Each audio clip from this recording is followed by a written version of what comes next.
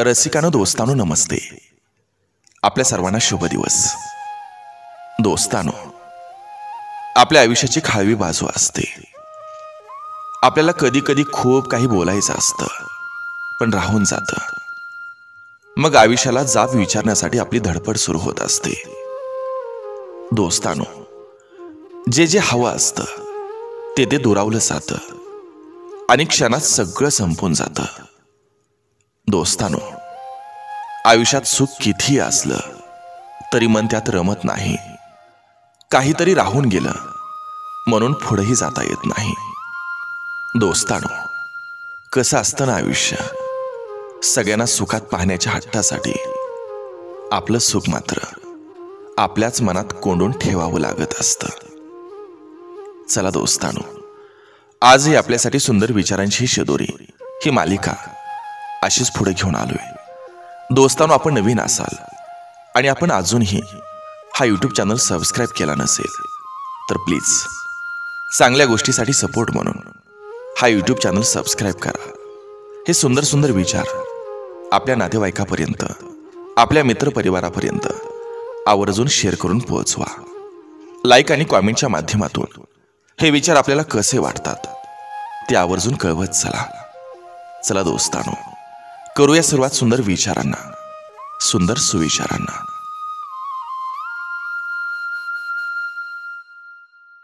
विरोधक तयार करण्यासाठी मारामारी करावी लागत नाही. तुम्ही चांगलं कार्य करू लागला की आपोआप विरोधक तयार होत असतात.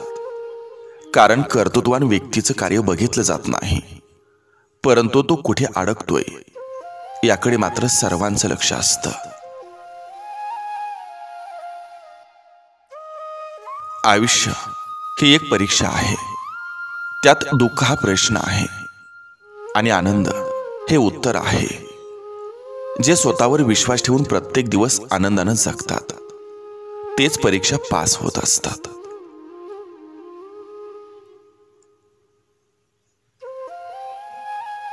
माणूस हा बाह्य सौंदर्यापेक्षा अंतरंगातील सौंदर्यानं श्रीमंत असला पाहिजे. कारण बाह्य सौंदर्य हे वाढत्या वयाप्रमाणे कमी होत जातं, पण अंतरंगातील सौंदर्य मात्र माणसाला अखेरच्या श्वासापर्यंत माणुसकीनं वागायला शिकवत असतं.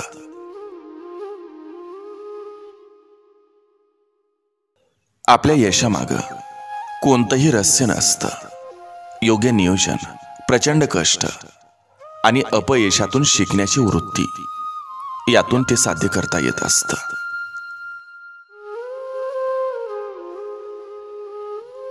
जसे पेराल तसेच उगवते, त्याचप्रमाणे तुम्ही दुसऱ्याची काळजी घ्या, दुसरे तुमची काळजी घेतील. जोपर्यंत स्वतःच्या कुटुंबाचं पोट भरून शिल्लक काही उरत नाही तोपर्यंत तरुणांनी समाजकार्याच्या नादी लागायचं नसतं.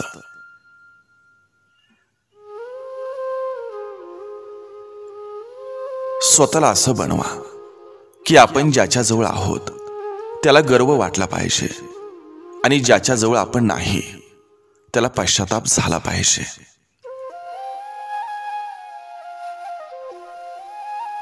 मनातील विचारचक्र सतत चालू असतं. मनाला साक्षी ठेवून कसं जगायचं ते आपल्या हातात असतं.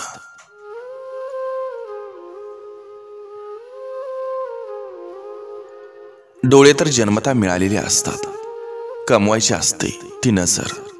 चांगल्यातलं वाईट आणि वाईटातलं चांगलं ओळखायचे.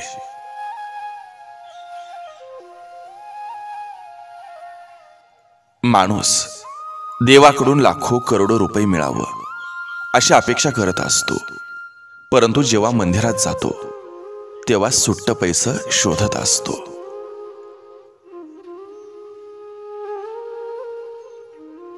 प्रेम आणि आनंद देणाऱ्या व्यक्ती आपल्या सहवासात असणं ही निसर्गाची एक देणगी असते. अशा व्यक्ती लाभणं हे आपल्या सुस्वभावाची अनमोल परतफेड असते.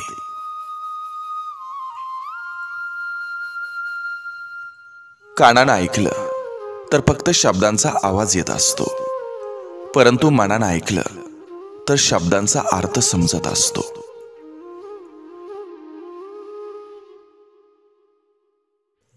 एकत्र ठेवण्याची ताकद ही प्रेमात आहे, तर एका क्षणात वेगळं करण्याची ताकद ही भ्रमात आहे. म्हणून कधीही भ्रमाला मनात आसरा देऊच नका.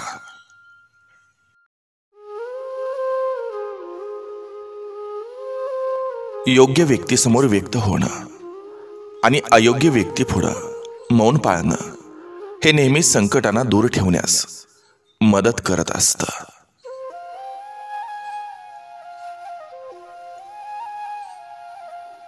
वेळ काढून वेळ त्यालाच द्या ज्याला त्याची जाणीव असेल.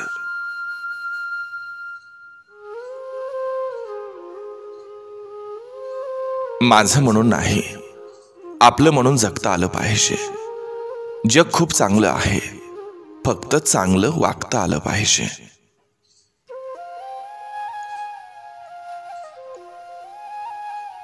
एक स्त्री प्रेम करणाऱ्याला विसरू शकते, पण तिचा आदर करणाऱ्याला कधीच विसरत नाही.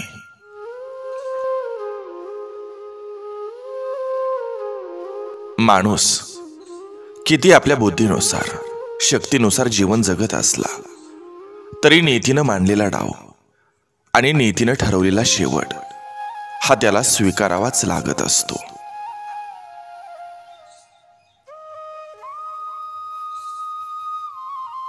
दुसऱ्या कोणाच्या सांगण्यावरून तुम्ही एखाद्या व्यक्तीबद्दल मनात राग धरत असाल तर आयुष्याच्या शाळेत तुम्ही अजून खूप लहान आहात. जसे आहात तसेच राहा. नेहमी लोकांच्या आवडीनुसार बदलायचा प्रयत्न केला तर आयुष्य कमी पडेल.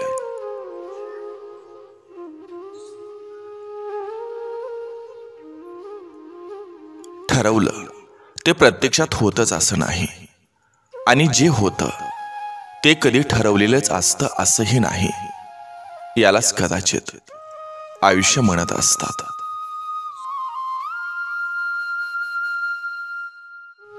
आपण स्वतः काय आहोत हे फक्त आपल्यालाच ठाऊक असतं. आयुष्यात आपण कोणकोणत्या गोष्टीचा सामना केला हे दुसऱ्यांना ठाऊक नसतं. म्हणून आपल्याला कोण काय म्हणतं, काय समजतं, अशा गोष्टींचा आपल्यावर थोडा पण परिणाम हा होऊ द्यायचा नसतो.